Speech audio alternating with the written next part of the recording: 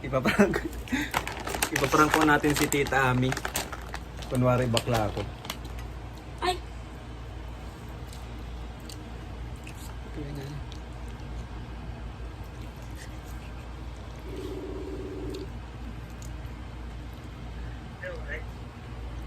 Hello, Tita.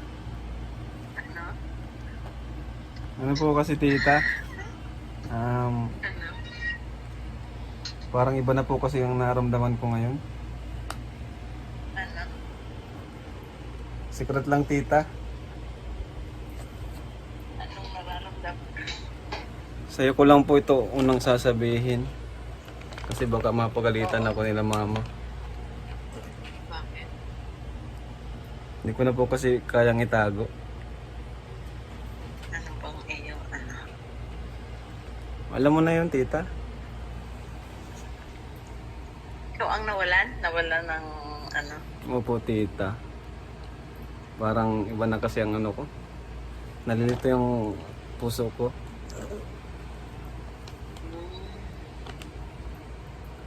Hindi ko nga alam eh kung bakit bigla ko na lang naramdaman. Oo nga.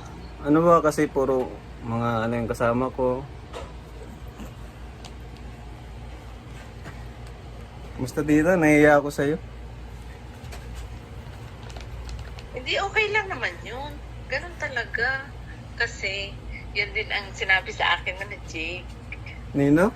Ano rin siya sa ni Jake. Kasi Ano? may girlfriend din siya. Diba? Oo. Yung babae na Tapos, si Jake. pares po. Yun nga.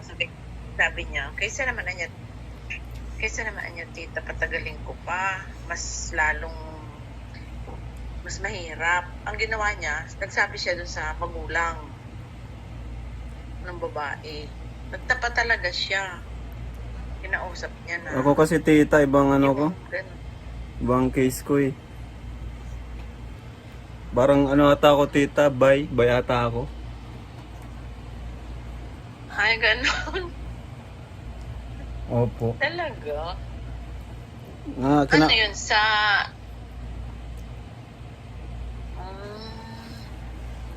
Ay, ano sabi ni, alam ni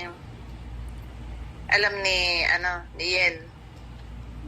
Hindi ko po sure kung alam. Nakahalata na. Siguro po. Kaya po na ano, ayun. Baka po. Hindi, ayoko na rin po kasing ano.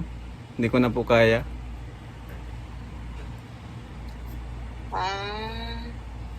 Opo, Tita. My God. Kinakabahan nga ako. Lagot ako kay na mama. Ay, ganun talaga. Eh, dapat tanggapin. Yan naman, hindi mo na wala namang gamot sa ganyan. Sabi Paano nga, kaya kung may yan? antibiotic sa ganyan, siguro mas maintindihan ka naman ng mama mo. Siyempre, wala namang ibang makakaintindi sa iyo. Una dapat umintindi. Yung mga kapamilya mo. Yan naman ay may Kaso baka kasi manghinayang sila eh. Baka, Tita, manghinayang. Try ko na lang siguro isa pa. Baka. Sa tingin mo, Tita? Meron ka bang, kunyari, ay kailan mo pa naramdaman yung ganyan?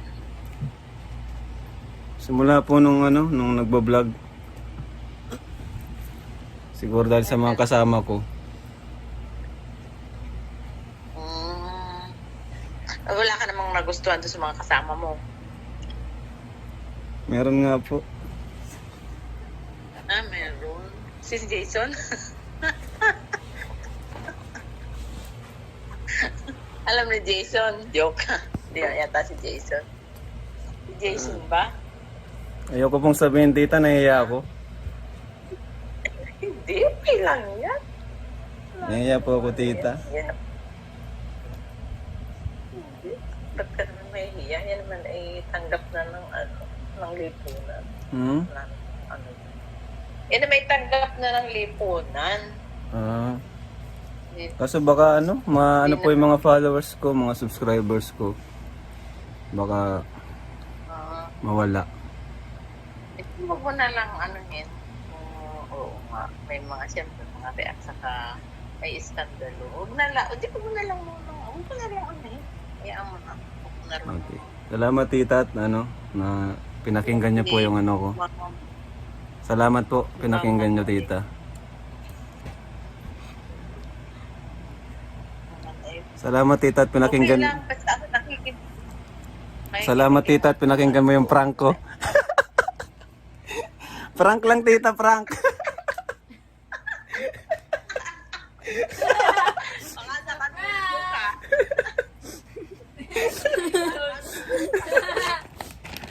Tita, prank lang. Nakabigyo yan ah. Naka-video ini, naka-video. Ayun si Pao, oh. It's a prank. Oh, at Matin- least, matin- nalaman mo ang tita mo, maunawain. Oo, maunawain nga, maunawain.